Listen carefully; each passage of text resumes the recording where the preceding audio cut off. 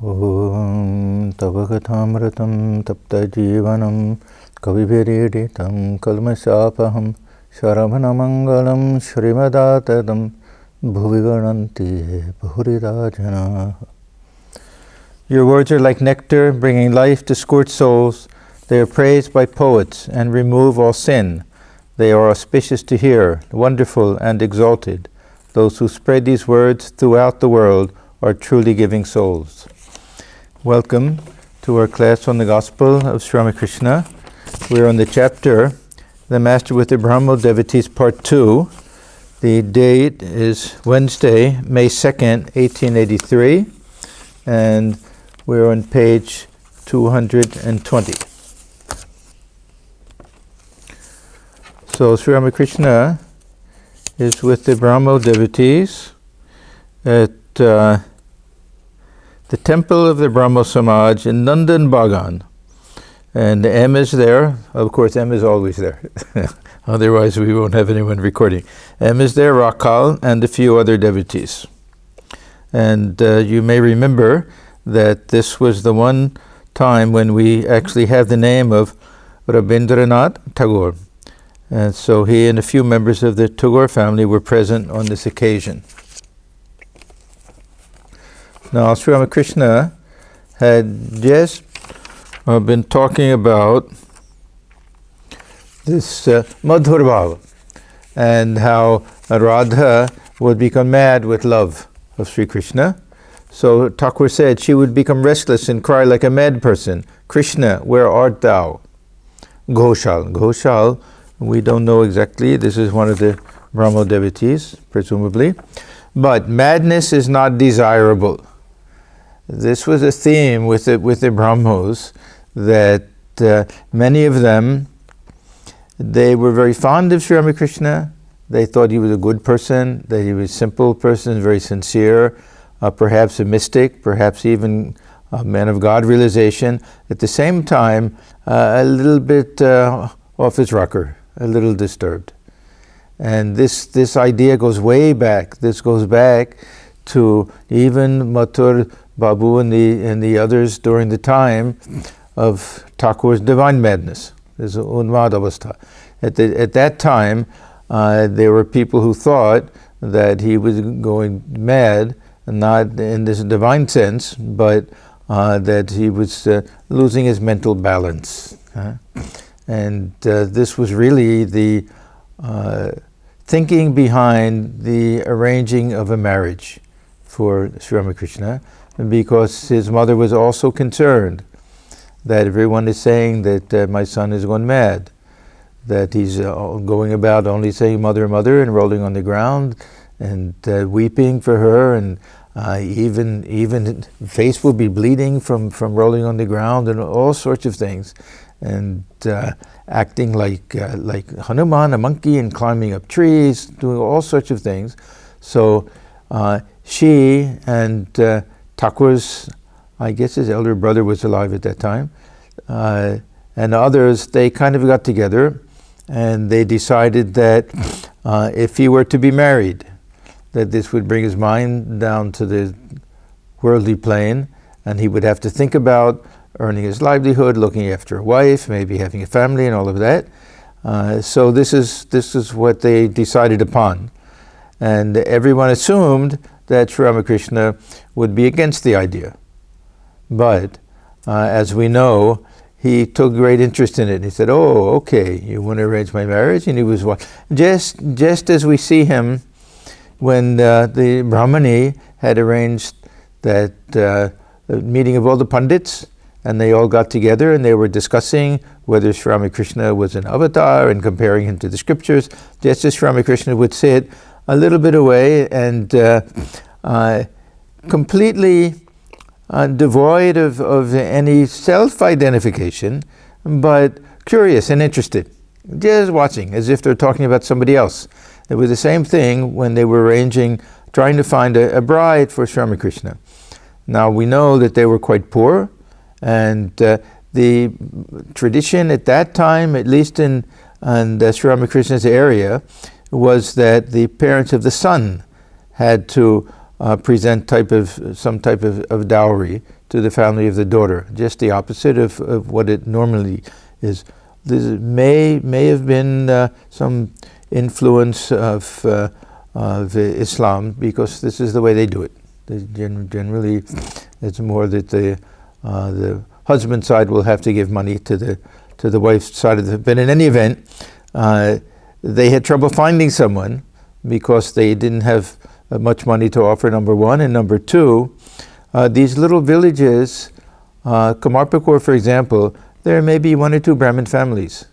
And the others, they were, of course, Thakur's village was mostly a blacksmith village, but from other castes. So there weren't a whole lot of options for him. And so he just kind of watched with curiosity, and then he said, "You're going here and there. Don't you know that she's already been chosen for me?" They look for the daughter of Ramchandra, that she's been marked with a straw. It's a very cute way of expressing it, that in the village, when the first crop came, or the first flowers came, or the fruits, whatever it was, that looked very nice, and it was needed to stay, say a fruit needed to stay in the tree a little longer to get ripe, they wanted to make sure that no one plucked it. They wanted the first one to be offered in the shrine, so they would take the straw and they would make a little knot and tie it. Then that meant that this is reserved for God. No one can pluck it and use it. So that was his interesting way of saying that his wife was already chosen for him. So Thakur was also accused of this madness. It was mostly because of the Brahmani that people understood it was a divine madness. And Sri Ramakrishna himself also had doubts. He was relieved when she proved to all of the others, and they agreed that it wasn't ordinary madness. It was this outcome of this tremendous love for God, and that the same physical signs that were seen in him were also seen in Radha and in Chaitanya Deva, and these were all written down in the Vaishnava scriptures, mostly written by Rupa and Sanatan Goswami. They wrote some big works with enumerating all of the different bhavas and rasas and all of these things, that all of the 19 signs, whatever it is, of divine madness. There's a burning sensation and weeping and shaking. And when Thakur saw and the others saw that he had all of these same signs, then they understood that this was a divine madness.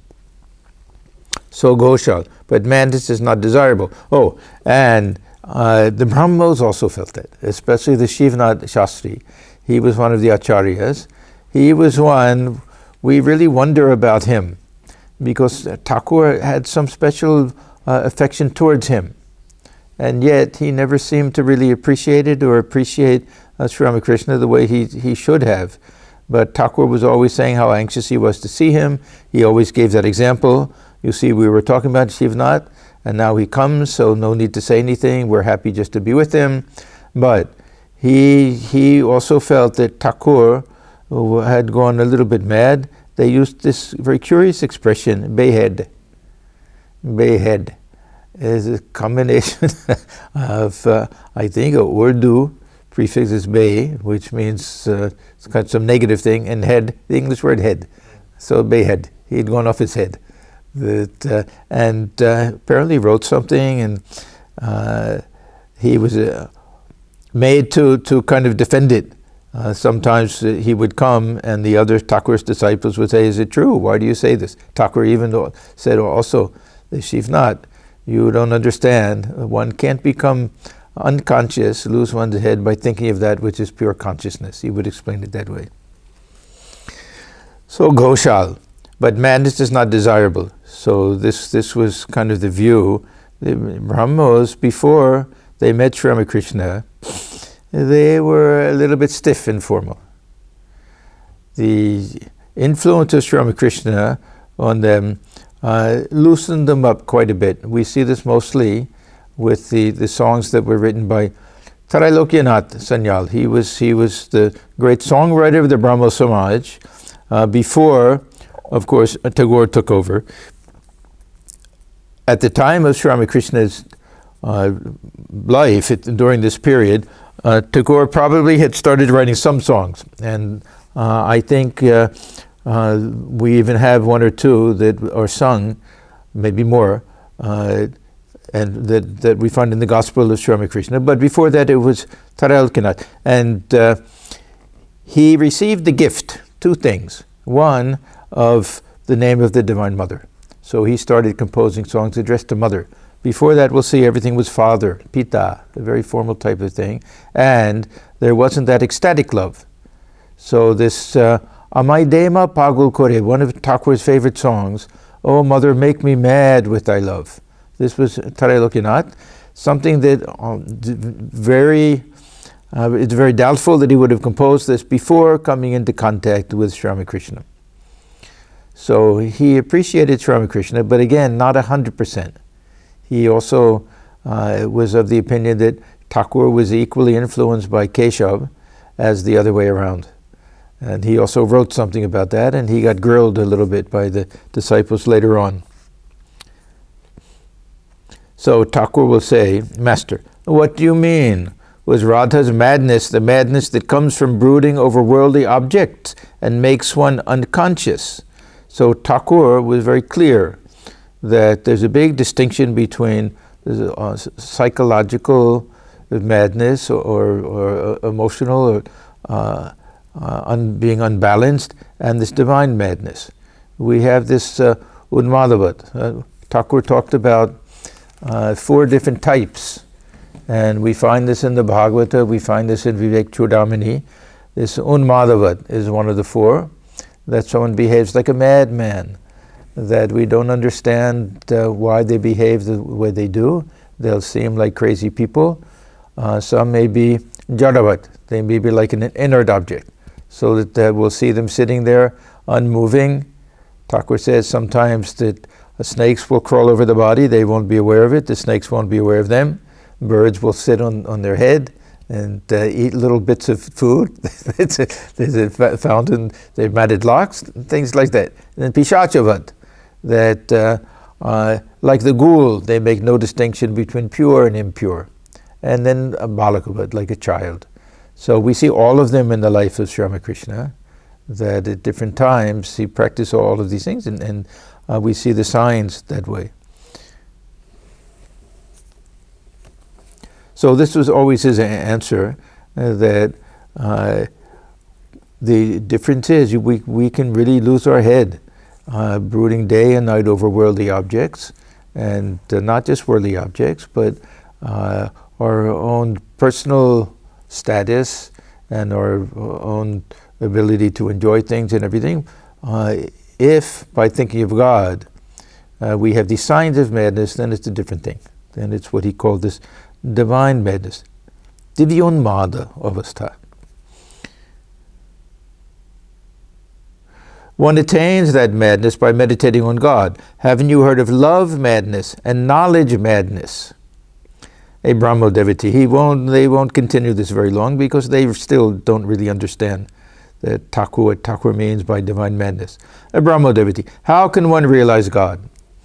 Okay, someone should go through the Gospel and see how many times this question is asked, and see the different answers that Thakur gives.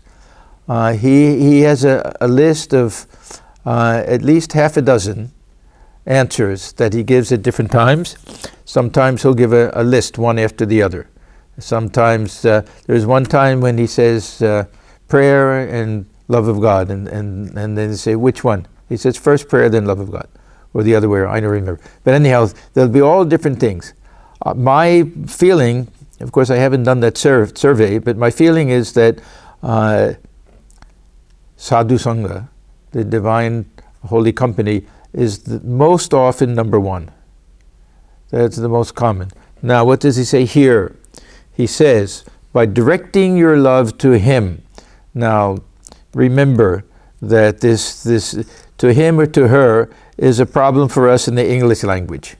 We have to decide, do we want to say to him / her, to that one. We have all this now with gender equality and gender equality in language, it becomes very cumbersome.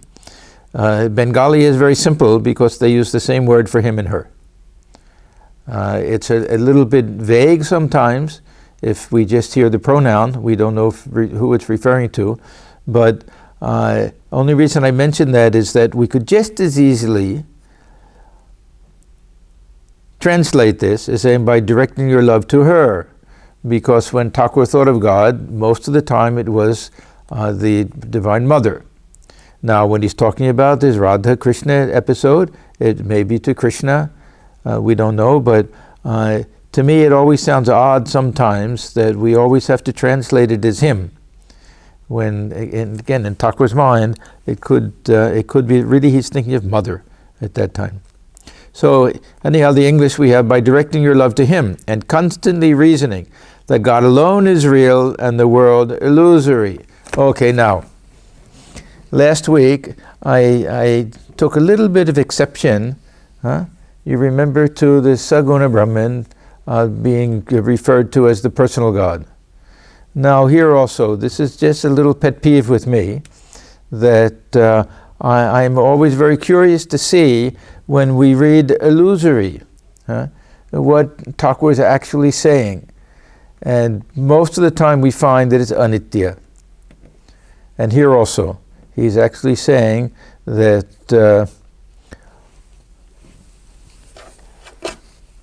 let me go and find out exactly what he says.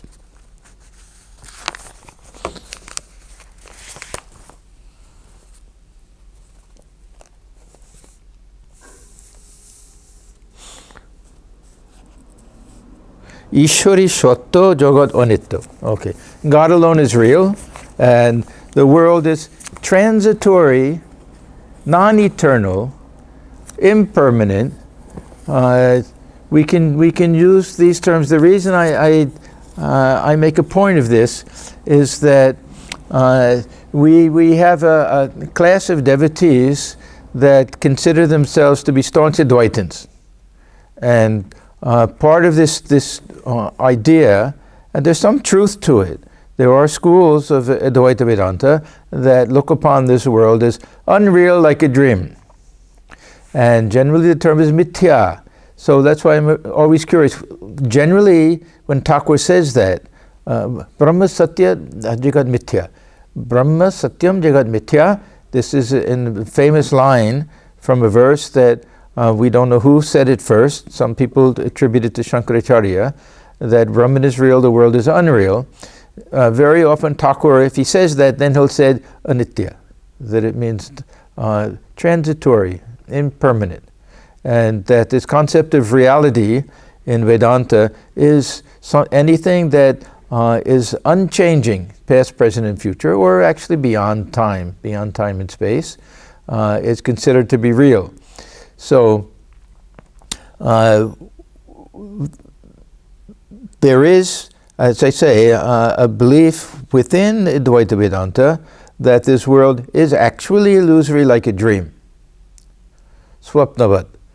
And Thakur, he never denies this because his understanding is completely different from the philosophers. His understanding is that every mat is a pot. Every mata, every philosophical doctrine is a means to God realization. It's not a metaphysical truth. So by clinging to this idea that this world is unreal like a dream, it can lead to tremendous dispassion, and it can have some very positive effects, and it can lead to God realization, so he doesn't have a quarrel. But his own personal view was that he didn't like to, he said, I don't like to call this world unreal like a dream. That's why I feel a little sorry when it says that God alone is real and the world illusory. Most of the time the translation is not like that. Most of the time God alone is real and the world is transitory. Most of the time we'll find it that way. So whenever I see this illusory, I like to go back and check. So not illusory in the sense that we're seeing something that doesn't exist. There is a school of Western philosophy called subjective idealism. And really it's very odd, and I think very self-contradictory idea that you open your eyes, the world is there, you close them, the world is not there. that the existence of the external object depends upon the perceiver. Now, what about our own eyes and body and all of that? It seems that there's some contradictions in that. And to literally believe this world is like a dream in every respect means that we're really the only subject within it. When we wake up from a dream, we realize that the other people were just as unreal, and their behavior gave us the impression that they were conscious beings. But there's no consciousness there. The only conscious being is ourselves. So this leads to something called solipsism. Solipsism in Western philosophy is the fallacy that if one has a philosophical position that leads to the belief that no one else exists, this is called the fallacious theory, and the fallacy is called solipsism. In Vedanta, we have three different levels. This, what is called Paramartika, from the highest point of view, Brahman alone is real, Brahman alone exists. But this Brahman can manifest or appear as this visible universe, dwell within it and all of that. From that point of view, we're unaware that everything we see is a manifestation of Brahman. We're seeing things, but we don't know really what we're seeing, just as when we look at a rope and we think it's a snake. This is called Vyavaharika point of view. Now there's something called Pratibhasika, and that will be something that's really pure illusion. There's no basis for it at all. Sometimes they give the example of the son of a barren woman. It's something which logically can exist, can't take place. So this visible universe in traditional Vedanta or Advaita Vedanta will generally be considered to belong to the Vyavaharika level. That means that we're seeing, we're all living in a common world. Swami Atmajnanananda gives a very nice term for this. He calls this objective idealism. We're all existing within the mind of Brahman, but we're all participating in it. So we live in a common world. We all have that consciousness within, but we don't know that everything can be reduced to the Brahman itself. So that way, this is a certain type of bhranti, certain type of error and confusion, but it's not pure illusion that something is just part of our imagination. We're just imagining something which doesn't exist at all. So when Thakur says this constant reasoning, God alone is real, the world illusory, the world transitory, this is very, very helpful to remind us, don't be attached to anything, because we'll leave everything behind. The transitory nature of the world is not so much the objects in the world, but we're the ones who are transitory. So I may have a great wealth. I may have everything in diamonds. All my money is in diamonds. These diamonds may live for hundreds and thousands of years without decaying or anything. Almost, we could say, almost permanent.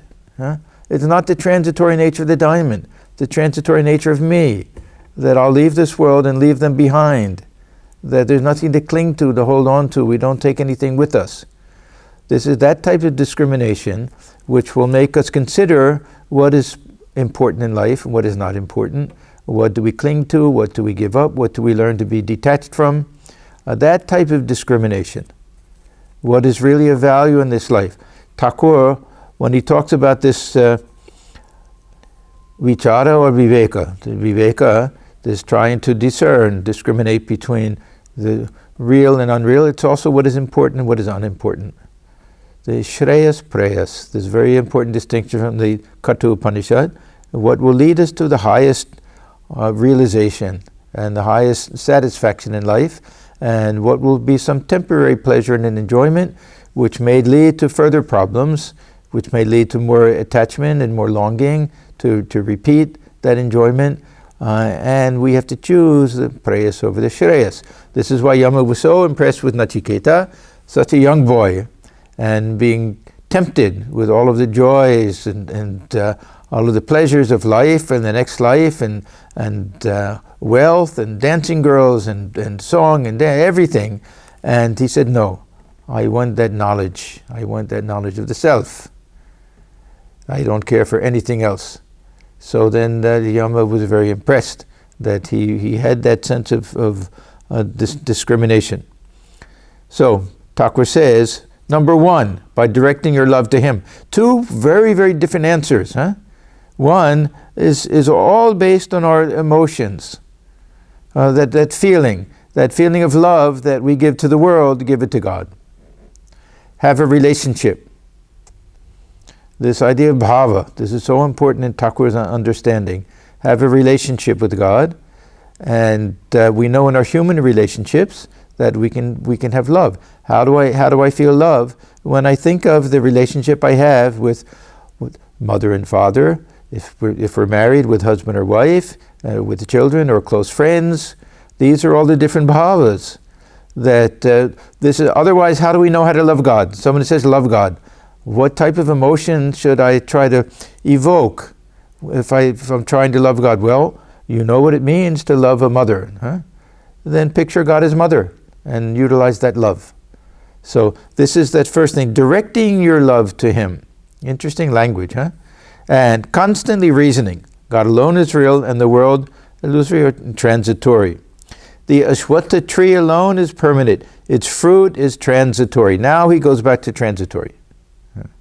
When he's trying to explain the meaning of anitya. Brahmo. We have passions like lust, like anger and lust. What shall we do with these? Kama, Krodha, Lobha. We have a list. There are 6 of them, and then we have other lists and all sorts of things. Envy and greed, and sometimes this desire to conceal ourselves. This Shad Ripu, sometimes they call it, the 6 enemies. What shall we do with these? Now, it's a very good question. Do we try to suppress them? Do we try to push them underground? Keep them under the water, they drown them, and they'll be free from them. Or do we utilize them somehow? What do we do with them? Because these are very natural. This is what it means to be a human being, to have passions, to have likes and dislikes and all of these things. So Thakur says, direct the 6 passions to God. This was another one of his standard answers. He would say that the passion itself is not the problem, the direction is the problem. The fact that you have this longing to fulfill something lacking inside of you, that you have some desire, you feel that if you only had something that you would be satisfied, but you direct it towards enjoyment. The problem is not that feeling of emptiness and lack. The problem is you're trying to fill it with something that won't work. If you can realize that God alone will fill that hole within, and you direct that longing, that intense longing, then it'll be an aid to God realization. This karma, it can be a terrible obstacle, or it can be a great aid.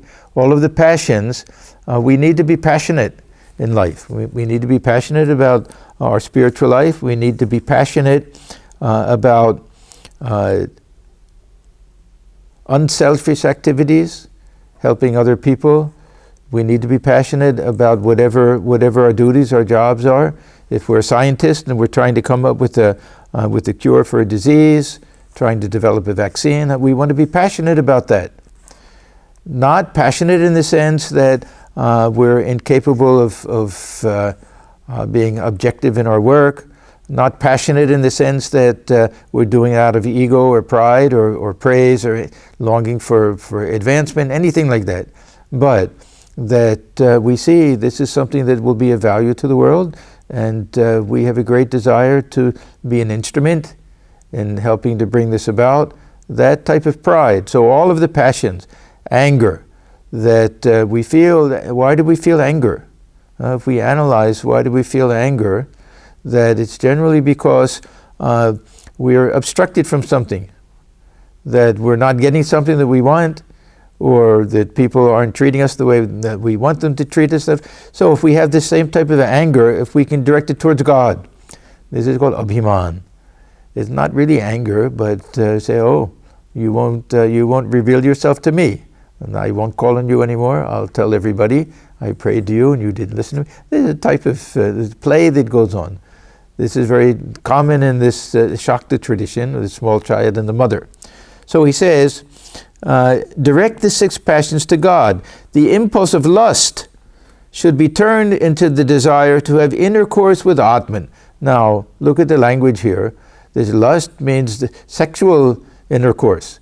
But the same term, Ramana. We have this term, Ramana. It can have this sexual meaning, but then we have Ramana Maharshi. It can be used in a highly spiritual sense.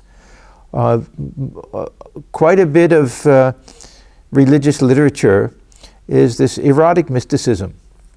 The Songs of Solomon, many traditions have it. We don't know how to express that tremendous feeling of exaltation and joy of God realization. So many times, either joy of romantic relationships or the joy of intoxication. These two are very common.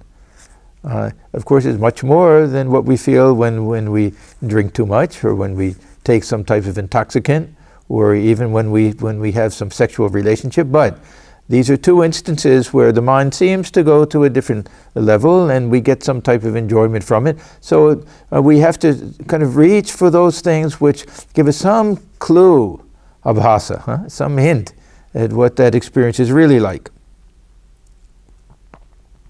Feel angry at those who stand in your way to God. Feel greedy for Him. If you must have the feeling of I and mine, then associate it with God. Say, for instance, my Rama, my Krishna. This is very interesting, this aham mama. That for the jnani, these are 2 of the worst possible things. This feeling of I, we want to get rid of that. Not just the jnani, there's some sense in which the devotee also, naham, naham, tui, tui. Thakur talks about this all the time, not I, thou, thou. But on the other hand, this the pride of Hanuman, I am the servant of God. And God belongs to me, and I belong to God. So this mama, this I and mine, these are very important negative things for the path of Jnana Yoga, and in some respect, some types of Bhakti Yoga. But on the other hand, we want to increase that. I'm always interested in this word mamata.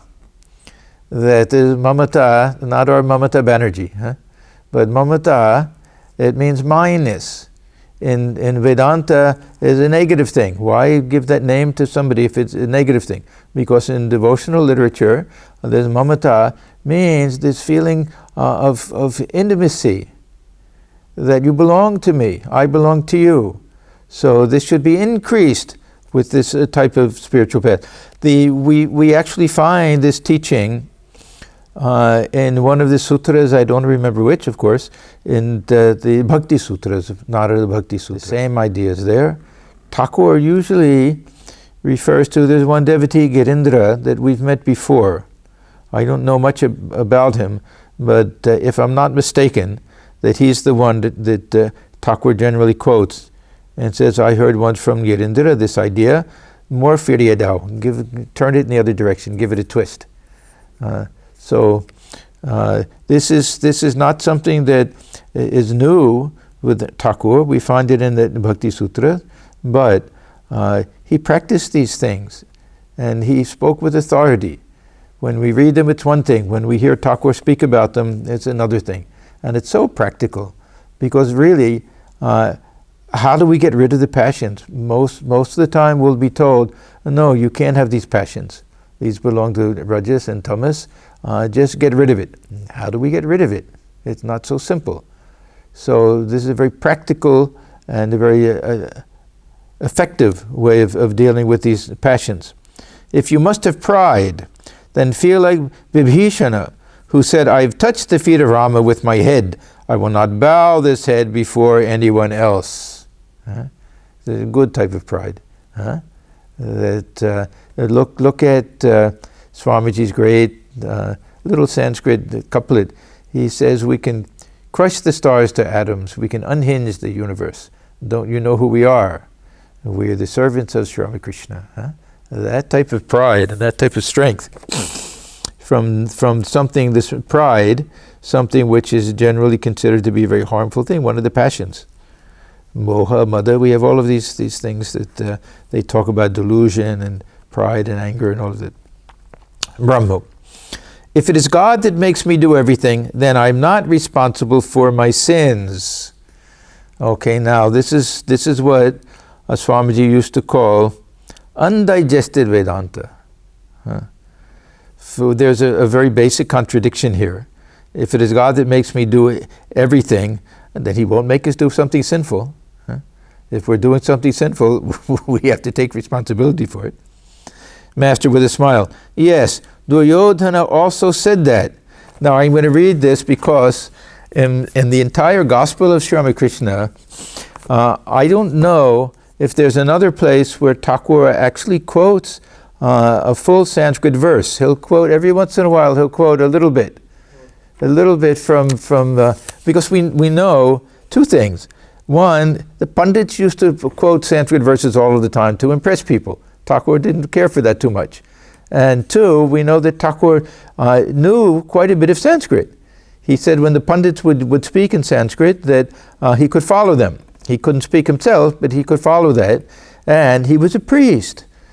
And he studied with his elder brother Ram Kumar. That meant he had to learn all of the mantras for puja and everything.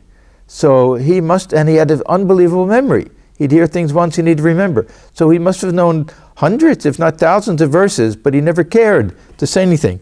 This is one time when he actually repeats this verse.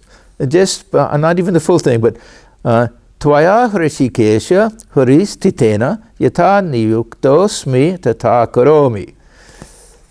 It's a common verse. I don't remember the rest of it, but so he says, yes, Duryodhana also said that. O Krishna, I do what thou seatest in my heart, makest me do. Okay, now,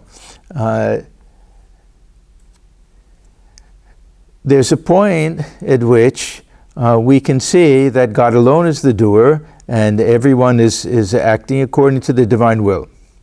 One thing, Sri Ramakrishna could see that. On the other hand, we also see that this is an attitude that one takes when one has eliminated the individual ego. It's not an attitude that anybody can take. That it has to be someone, either they're trying to get out of personal responsibility, or they've had that realization that if I have no selfish desire for anything, what will be the impulse for me to do anything? It has to be a divine impulse. Something is directing me to do a certain type of work, but I have nothing to be gained by it. I have no selfish interest. I have no special motive for it, yet I'm being directed in that. Then I say it's the divine will, something like that. So Sri Ramakrishna says, if a man has the firm conviction, this is the big thing, if a man has the firm conviction that God alone is the doer and He is the instrument, then he cannot do anything sinful. So that cuts the legs out of the question. If God makes me do everything, then am I responsible? Am I not responsible for my sins? Thakur is saying, look at the first part. If God makes you do everything, then it'll be impossible for you to do anything that could be considered a sin. So look at the funny mindset to ask that question. Can I really say, when I go around doing all sorts of nonsense and hurting people and doing selfish things and everything, that God made me do it? I'm an instrument in the hands of God. That's why I did it. Why did you yell at me that day? God made me do it. It's pure hypocrisy.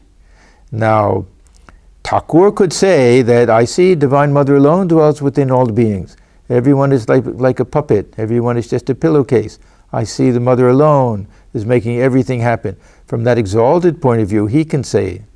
But from our point of view, we have to say this ego is making me do it. Why do I say God is making me do it? It's my ego. So if a man has the firm conviction that God alone is the doer, and he is its instrument, then he cannot do anything sinful. He who has learned to dance correctly never makes a false step. One cannot even believe in the existence of God until one's heart becomes pure. So you're saying that God alone is making you do everything. What is your belief in God even? Huh? We talk big, but where is that faith? There's no experience, there's no religion, there's nothing behind it. Thakur used to say, like small children, they hear their aunts gossiping and quarreling and taking the name of God, and this is what it means to them. It doesn't mean anything else. So one cannot even believe in the existence of God, let alone that God is making us do everything, or that God is the real doer, until one's heart becomes pure. That means that this ego is the problem, that this pride and these other passions that are really the impetus for action. Why do I do something? Because I have some anger, because I have some desire, because I have some greed. All of these things are the cause of our anger. If we become purified and they're all gone, then and the ego is gone, then what's leading us to action? Then we can say that divine presence within. Sri Ramakrishna looked at the devotees assembled in the worship hall and said, "It is very good to gather in this way now and then and think of God and sing His name and glories. But the worldly man's yearning for God is momentary. It lasts as long as a drop of water on a red-hot frying pan." This was one of the, I won't say criticisms, but one of the things about the Brahmo Samaj that Thakur wasn't very impressed with, that there was no spirit behind it, there was no intensity behind it, that they could give good lectures and everyone would enjoy the programs and their upasana, their worship and everything, but no transformation was taking place. He was impressed with Keshav, of course, and Vijay and some of the others, but in general, he wanted this intensity, this divine madness. He wanted them to be inspired by that. The worship was about to begin, and the big hall was filled with Brahmo devotees. Yeah, they had upasana. They called their worship upasana. It was a little bit like church worship. There's some congregational, in traditional Hinduism, there wasn't this type of congregational type of worship program. We have our group, chanting, kirtan and everything, the Vaishnava tradition. Otherwise, it's more of a home tradition or an individualistic type of tradition. Not so much where everyone stand up and recite a prayer together, sit down, stand up, sit down, stand up, sit down. We have this in very much in Christianity and Judaism also. So the worship was about to begin, and the big hall was filled with the Brahmo devotees. Some of the Brahmo ladies sat on chairs with music books in their hands. Thakur must have thought it very funny, very curious. The songs of the Brahmo Samaj were sung to the accompaniment of harmonium and piano. They had their Brahmo Samaj songbook that they all would have, and we now turn to page 25. We'll all sing this hymn and do that. Sri Ramakrishna's joy was unbounded.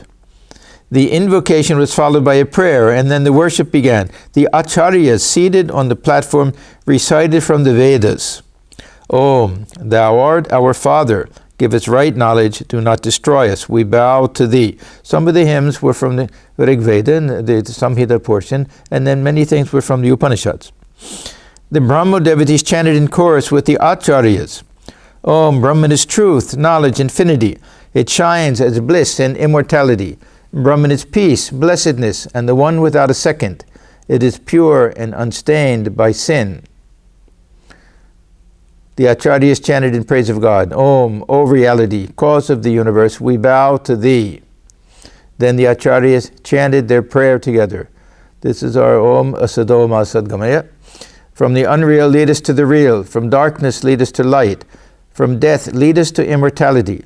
Reach us through and through, O Rudra, and protect us evermore with thy compassionate face.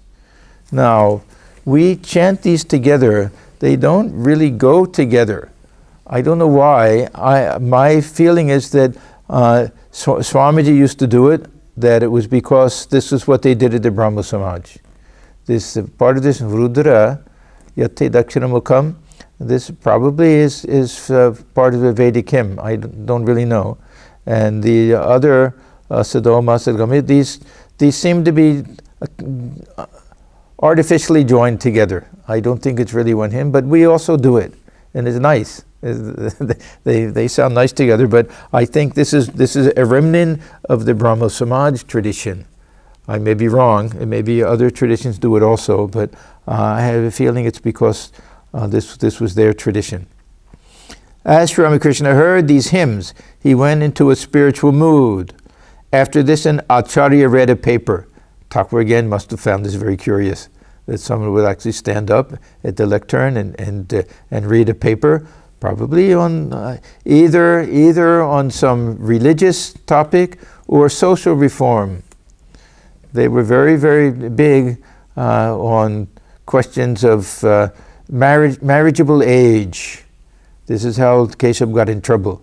That and they instituted that. If you wanted to be a member of the Brahmo Samaj, you weren't allowed to marry off a daughter until she reached a certain age. I don't know, maybe it was 16 or 18 at the time. I don't remember, but so that, and then remarriage of widows. Who we were hearing the other day, was it Vidyasagar, who married a widow? Huh? Yeah, and education for women, a lot of good things. And Thakur appreciated it, but he thought that the emphasis on social reform was so great that they missed out on the spiritual side of things. So who knows? When the Acharya read a paper, it could have been a mixture of spiritual ideas and social ideas also. The worship was over.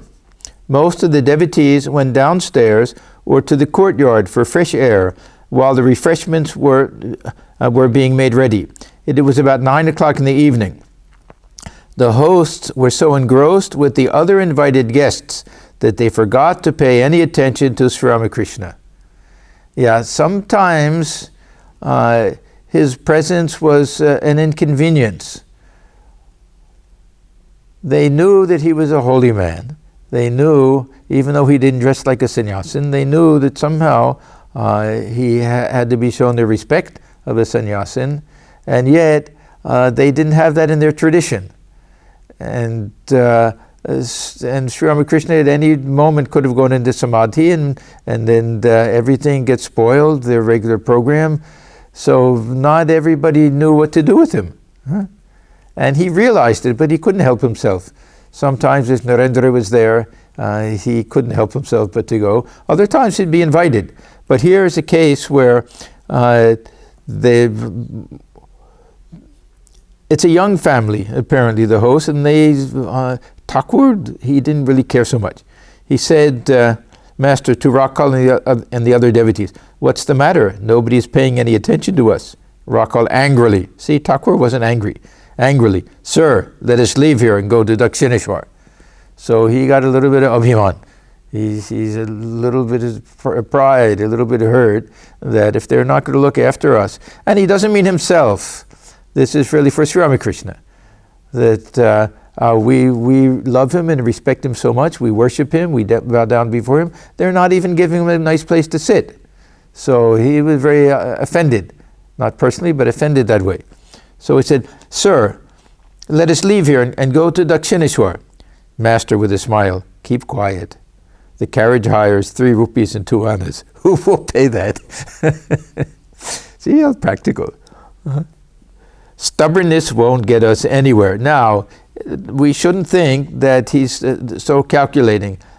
He also knows that it would be harmful for the devotees if they leave without taking their food, and if they leave angrily and everything, that the anger of a sadhu is not good for the householder. He knew that also. So stubbornness won't get us anywhere. You haven't a penny, and you are making these empty threats. Besides, where shall we find food at this late hour of the night? After a long time, dinner was announced. The devotees were asked to take their seats. The master, with Rakal and the others, followed the crowd to the second floor. No room could be found for him inside the hall. Finally, with great difficulty, a place was found for him in a dusty corner. A Brahmin woman served some curry, but Sri Ramakrishna could not eat it. No, he had a sixth sense about these things. If whoever cooked it or served it was not a pure-souled individual, or if there was just something tamasic about it, what his reason was, we don't always know. But we find sometimes that he'll refuse to take something. Sometimes he'll say, just give me a glass of water. Sometimes he'll say, go back and rinse the glass, or have somebody else bring it. It sounds like it's his own fanaticism, and we wonder how real it is, but Narendra once had this experience that the same thing happened. They stopped, I think it was the Indian club or something, and Thakur wanted a glass of water, and they brought it down, and he couldn't drink it, and so somebody else brought it. And so Narendra said he wanted to find out who was this person who brought the water the first time.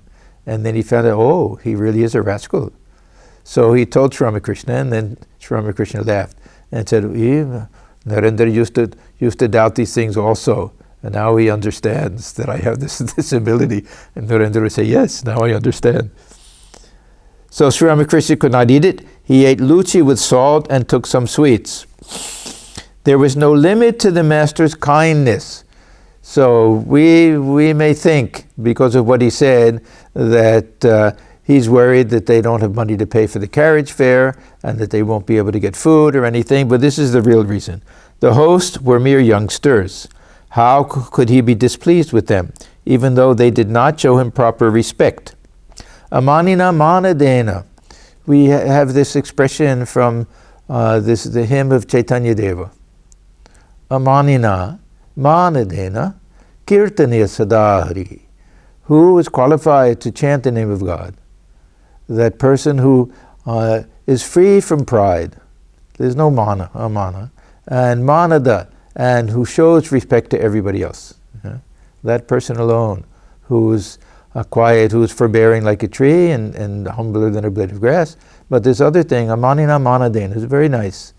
That I don't care if you show me respect, I'll show respect to everyone.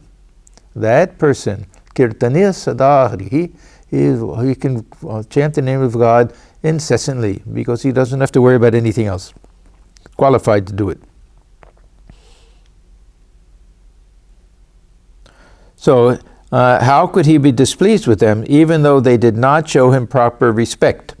Further, it would have been inauspicious for the household if a holy man had left the place without taking food. Thakur used to say, sometimes if he went to visit someone and they didn't offer anything, he would say, one should offer at least something. Yeah, you have a little piece of sandesh you can give me, or a glass of water, something. He wouldn't leave a place without taking something for fear that it would be harmful for the householder. It's not a question of pride and respect from his side.